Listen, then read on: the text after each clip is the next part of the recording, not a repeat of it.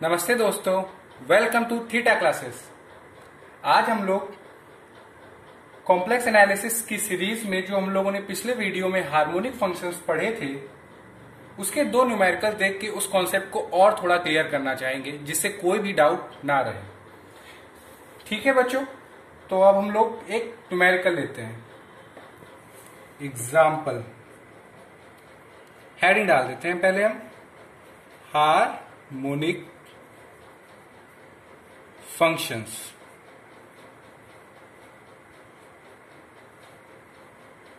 Harmonic functions, मान लीजिए हमारा कोई फंक्शन है x³ माइनस 3xy²। अब हमें प्रूफ क्या करना है कि ये हार्मोनिक है कि नहीं। Prove it harmonic. तो चलिए इसको हम लोग देखते हैं। हमारा फंक्शन u दिया हुआ है x³ माइनस 3xy²। तो सबसे पहले हम लोगों ने क्या सीखा था कि इसको फर्स्ट ऑफ ऑल हम लोग पार्शियली डेरिवेट करेंगे दो ऑर्डर में, एक फर्स्ट में और एक सेकंड में। तो सबसे पहले हम लोग इसको x के रिस्पेक्ट में पार्शियली डेरिवेट करते हैं। तो जब हम इक्वेशन फर्स्ट को मान लेते हैं, इक्वेशन फर्स्ट है, इसको अगर हम लोग पार्शियली डेरिवेट कर रहे हैं x के रिस्पेक्ट में, तो देखिएगा del u by del x is equal to 3x² minus 3y²। ठीक, इसको एक बार y के रिस्पेक्ट में भी कर लेते हैं। तो इस इक्वेशन को नाम दे दिया हम लोगों ने second. डेवर u by del y, ये y के लिए कांस्टेंट होगा तो 0 माइनस 3x टू y, यानी कि हो गया ये माइनस 6xy। जो इक्वेशन सेकेंड है, इसको हम लोग एक बार और पार्शियली डेरिवेट करेंगे x के रिस्पेक्ट में। Del square u del x² equal to 6x, और y उसके x के लिए होगा कांस्टेंट, तो ये हो गया 0, यानी कि ये हो गया 6x। ये इक्वेशन का नाम रख दिया हम लोगों ने, अरे इस इक्वेशन का नाम नहीं रखा था, इसको दे दिया थर्ड, तो ये हो गया हमारा फोर्थ। अब इस इक्वेशन को भी हम लोग y के रिस्पेक्ट में पार्शियली एक बार डेरिवेट करेंगे, यानी कि इक्वेशन थर्ड को। तो del square del y² equal to minus 6x, क्योंकि ये है कांस्टेंट और हम लोग y के रिस्पेक्ट में कर रहे हैं, तो ये 1। इस इक्वेशन का नाम रख दिया 5। अब इक्वेशन 4 और इक्वेशन 5 को हम लोग ऐड करते हैं। तो del square u del x² plus del square u del y² equal to, ये है 6x और वो है माइनस 6x, तो ये आ गया हम लोग का 0। अगर आप देखें तो ये शायद हम लोगों की लाप्लास इक्वेशन को सेटिस्फाई कर रहा है, डेट इज u हमारा लाप्लास इक्वेशन को सेटिस्फाई कर रहा है।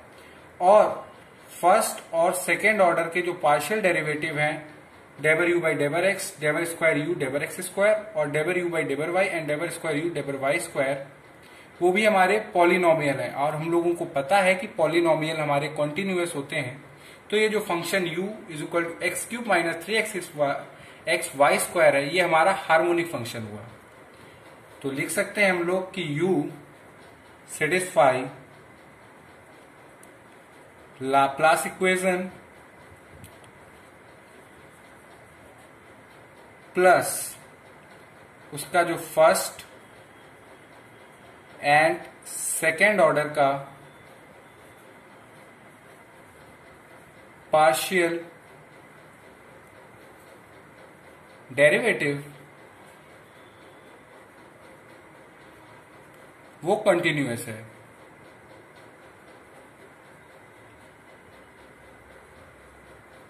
और इसीलिए hence u is a harmonic function. चलिए एक और एग्जांपल देख लेते हैं और इस चीज को फिर उसी के साथ एंड करते हैं। एग्जांपल नंबर सेकेंड, अगर कोई फंक्शन है u equal to 2xy plus 3xy square minus 2y cube.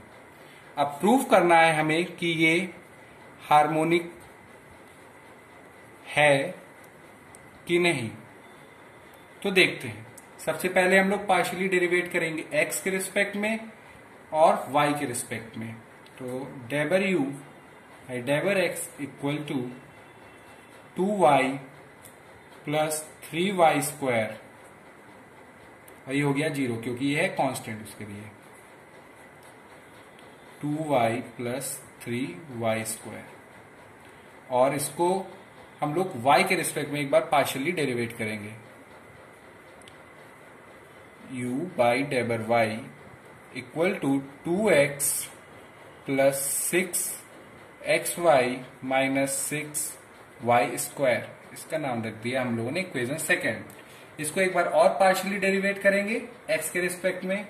तो del square u del x square equal to पूरा सारे जो भी टर्म्स हैं वो y में है, तो x के रिस्पेक्ट में जब हम लोग कर रहे हैं तो ये एज अ कांस्टेंट रहेगा, तो ये हो गया हमारा 0 का एक नाम रख दिया इक्वेशन थर्ड। और इसको जब हम लोग y के रिस्पेक्ट में करेंगे तो डेबर स्क्वायर डेबर y स्क्वायर, तो ये 0 प्लस 6x माइनस 12y, तो ये आया हम लोगों का 6x माइनस 12y। जब हम इक्वेशन थर्ड और इक्वेशन 4 को आपस में ऐड करते हैं, चलिए देखते हैं। Del square u del x square plus del square u del y square equal to 0 plus 6x minus 12y, तो ये हमारा 0 नहीं आया। 0 नहीं आया तो इसने जो फंक्शन हमारा u है, इसने लाप्लास इक्वेशन को सेटिस्फाई नहीं किया। अगर लाप्लास इक्वेशन को सेटिस्फाई नहीं किया तो हार्मोनिक होने का कहीं से क्वेश्चन ही नहीं उठता। तो ये हमारा फंक्शन क्या नहीं हुआ, हार्मोनिक फंक्शन नहीं हुआ। क्यों? Because u does not satisfy Laplace equation, hence u is not a harmonic function। आपने इन दोनों एग्जाम्पल से देखा कि अगर किसी फंक्शन को हार्मोनिक होना है तो दोनों ही कंडीशन सेटिस्फाई करनी पड़ेगी, यानी कि फर्स्ट और second order partial derivative continuous हो और लाप्लास इक्वेशन को सेटिस्फाई करना होगा। आपको इन दोनों एग्जाम्पल से हार्मोनिक फंक्शन और भी क्लियर हो गया हो। अगर नहीं क्लियर हुआ हो तो आप मेरे कमेंट बॉक्स सेक्शन में लिख के बताइए, और कोई भी डाउट हो तो आप जरूर पूछिए। Thank you.